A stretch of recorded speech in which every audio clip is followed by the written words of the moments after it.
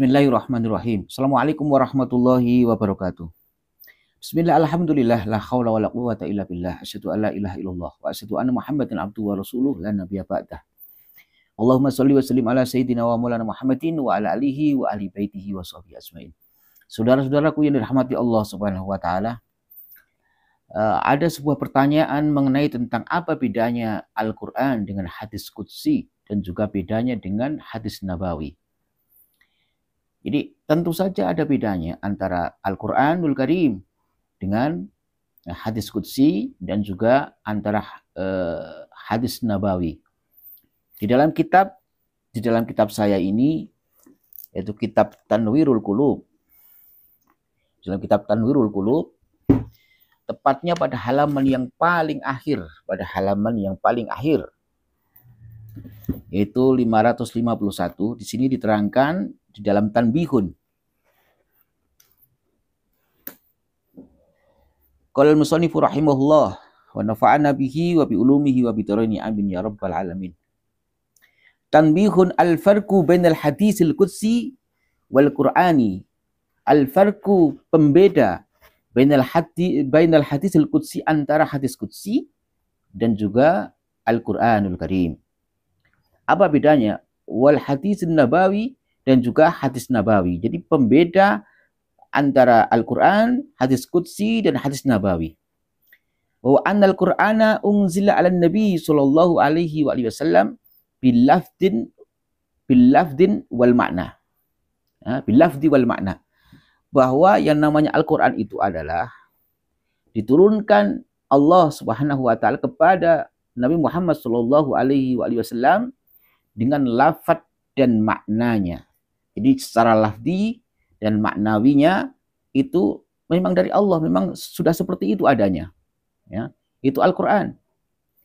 Jadi tidak ada rubah-rubahan, tidak ada penambahan-penambahan, berbeda dengan penafsiran. Kalau penafsiran di dalam Al-Qur'an itu ada yang multitafsir, ada yang monotafsir.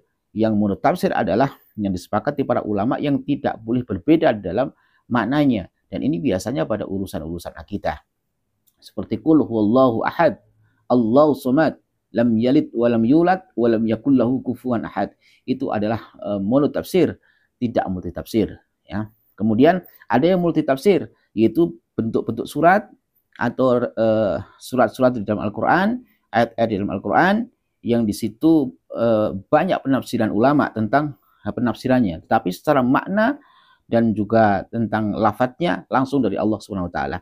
Kemudian memiliki nilai ibadah di dalam membacanya. Jadi lita'abuti bitilawati. Di dalam membaca Al-Qur'an itu ada nilai ibadahnya. Jadi kalau ada yang mengatakan bahwa percuma membaca Al-Qur'an kalau tidak tahu maknanya, kalau tidak tahu artinya, tidak percuma, saudaraku. Ya, tidak percuma. Membaca saja tanpa mengetahui arti dan maknanya tetap mendapatkan pahala. Dan itu bernilai ta'abbud, bernilai ibadah. Kemudian wa ijazul khalqi anil ityani bimisli aksara surati minhul. Dan memiliki kekuatan ijaz. Artinya ijaz itu bagi makhluk tidak memiliki kemampuan atau tidak memiliki kekuatan, kemampuan untuk membuat surat yang sama seperti atau yang membanding Al-Qur'an, meskipun surat yang paling pendek sekalipun. Ya, jadi ijaz itu melemahkan. Tidak ada satupun yang mampu membuat surat, ya, atau ayat yang sepadan dengan Al-Qur'an, meskipun pada surat-surat yang paling pendek sekalipun. Kemudian wal hadisul qudsi. Sedangkan hadis qudsi adalah unzila alaihi bi ghairi wasitotil malak. Ya, ghaliban. Hadis qudsi adalah sesuatu yang diturunkan kepada Rasulullah Muhammad sallallahu alaihi wasallam tanpa perantara malaikat Jibril.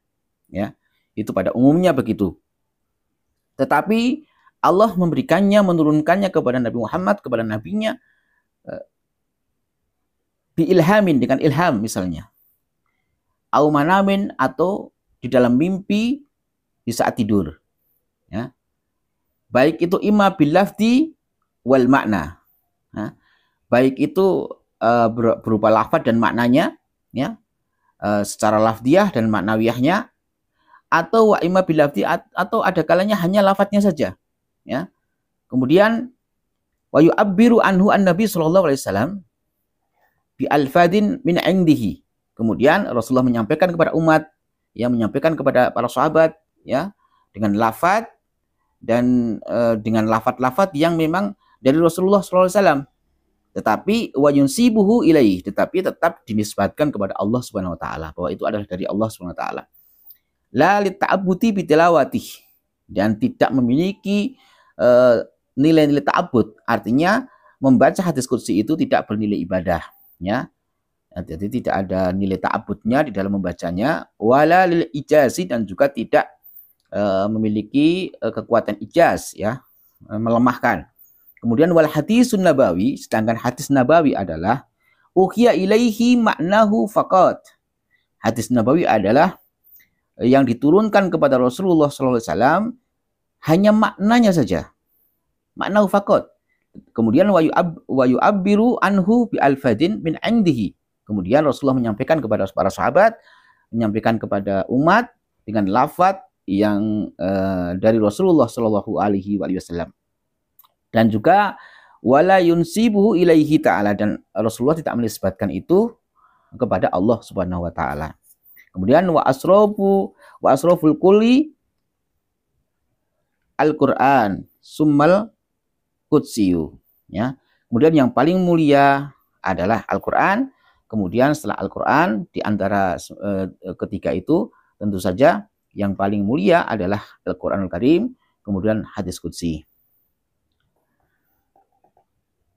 Ini adalah perbedaan al-farqu, perbedaan antara Al-Quran, hadis qudsi, dan juga hadis nabawi. Semoga kajian singkat ini bermanfaat.